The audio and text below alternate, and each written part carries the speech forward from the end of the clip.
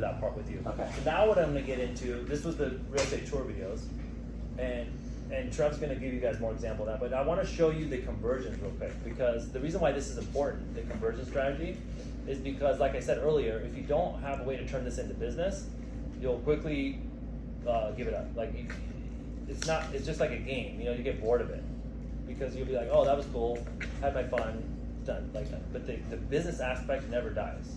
So I want to show you the conversions we're getting.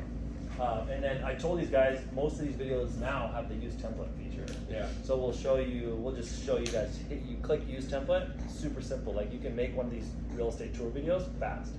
And I would encourage the mortgage people to learn, just because you can do it for your referral partners. And it's a great piece of value. You can show them how to do it. You can host a lunch and learn. You can host a class on making viral home tour videos. Learn how to make viral home tour videos for the anti-influencer. And watch how many real estate people come to your class, right? Because they want to learn that, but they don't care about social media. They've been to all the classes about social. They know everyone else does a class about social, and they're like, here's why you need to be on video. And so, like, they've heard all the shit, right? So this is like, no, this is how you make viral content that leads to clients for the anti-influencer. And so that tagline has always stuck with me, and it works really well with realtors. So I have so many more examples of these videos, but I want to get to the calls to action, because that's what's going to be important. Oh, one other thing, when you guys are posting these videos, I would say this could even be 90-10, but for stories, you know, Instagram stories, how many of you use Instagram stories? Does everybody understand the difference between Instagram stories and Instagram feed? No? Troy? No, Okay. no, I do them both, but I have no idea what the difference is. Okay, so stories are content that you post, it's those bubbles at the top. Right. It expires in 24 hours. Okay. It's supposed to be raw, behind the scenes, really quick pictures and video, okay? Feed posts are the ones we're making. Those last for as long as, they last forever. I mean, they have a lifespan like we talked about earlier with Drew, but those are in the feed. So the bar is a bit higher for feed posts. Stories, the bar is a lot lower. You can just share what's going on, right? So stories, I would say you can do whatever you want, because it's gonna expire in 24 hours anyways. As you level up, you can make better stories. So I would say half of my success in what I'm doing has come from getting better at stories. You know, anything I'm getting from socials, because how many of you watch my Instagram stories? There's a few of you guys seen the stories? Okay, so maybe half people, right? One's hand went up. They did it like this, right? So it's like, but half these, you know, these connections are being made because they watch the stories. Now, in the feed, I would say 80% of the videos need to be in your lane. You know what I mean? Like, so for example, say one of the videos that we talked about, how $700 saves you $100,000 when you buy a home. Cool. Now they come to my page and it's like food, working out, CrossFit, dogs, hiking, all the different videos. It's like, Some more personal stuff on top, in the feed, business right? stuff on bottom. Yeah. Hey, good job for not knowing anything. Yeah, that's awesome. No. Yeah, up top is stories in the boat. So Yeah. but in the feed is more business. Now, I'm not saying like never post a picture of your family. Like, I'll still post a feed post with photos of the family and like a video when we were at Disneyland and like that kind of stuff. But for the most part, you're gonna get what you came for. So you got to give people a reason to follow you. Now, when you get big, you can do whatever you want. But you're not an influencer. We're not that big of a brand yet. So we need to really focus in on teaching you this.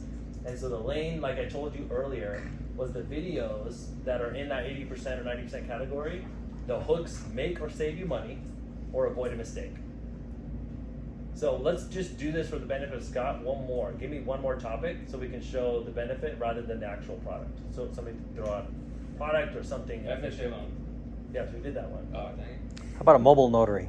Why use a mobile notary? Mobile notary, bro. I like it. That's never heard of that. I use them literally 100% of the time. Yeah. So give a topic that you would want to make a video about. 100% of my deals almost are all mobile notary because Okay, so it's I'll a do that benefit. one. That's I got actually one. perfect, because it's like, how do you make Hi. that interesting? Well, we would say like, here's how you could save. You could save time. Like that's what a mobile notary does. Right. That's the benefit of that. Yeah. So Scott, give me a topic of what you would want to make a video on. The tax benefits Tax that benefits. we talked about. Oh yeah, that was a good one. That was Yeah. complex and it was really good. Okay, so he's talking about the fact that you can, because mortgage rates are up, you can actually now itemize deductions and get the benefit of writing the interest off on this year's tax return. So if we said, hey, I want to make a video about itemizing deductions, whether you should itemize or not, or tax. How do you write off mortgage interest? Right, that's the actual thing that we're talking about. The process. The benefit of all this is reduce your tax bill, and it's a hidden thing or something that people aren't talking about. So as we approach tax season, here is a hidden tool to reduce your taxes in 2023. I'm going to give you a hidden tool to reduce your taxes in 2023. Itemized deduction went up a few years ago, so most people don't. I mean, the standard deduction went up a few years ago, so nobody really itemizes anymore. But there's a hidden benefit, and then you can go into the fact that They would probably confuse people though. Yeah. I mean, like what standard deduction itemized. Yeah, itemized. it is because that's a heavy topic. It's So heavy. But if you dumb it down enough at the start where they're curious, and then you give them some, even if it's confusing, they're gonna try to understand it. But then what would they do next? Is like, hey Scott, I saw your thing about standard deduction. Here's So what I was saying to him is that, and for all of you guys, if you think about those that have been in business for a long time, you used to talk about you write up the mortgage interest and real estate taxes when you buy a house. We stopped talking about it for a long time because it wasn't true, because the standard deduction with all So the high, IRS laws like changes, it wasn't necessarily a benefit, so people were not doing it. Now when you re-look at it, people are getting a substantial savings because the mortgage interest is a lot higher, so people are not talking about because no one filed their tax returns and it's not on anyone's radar. Okay, So it's a so way for all of you trick to guys. save money on taxes when you file. It's a hidden. what hidden year benefit. did it go away? Well, didn't it just Or the standard it just kept deduction is going, Trump's like been they kept 16? increasing like the standard deduction, and then like they had the limitation of $750 on the loan But it was amount. when Trump put the standard deduction at like the Yeah, higher amount, higher right? So now, but- 16-ish. I don't remember. So you could say like 5 years ago, the tax incentive to buy a house went away, but it just came back. Here's how you can use it to your advantage. Yeah.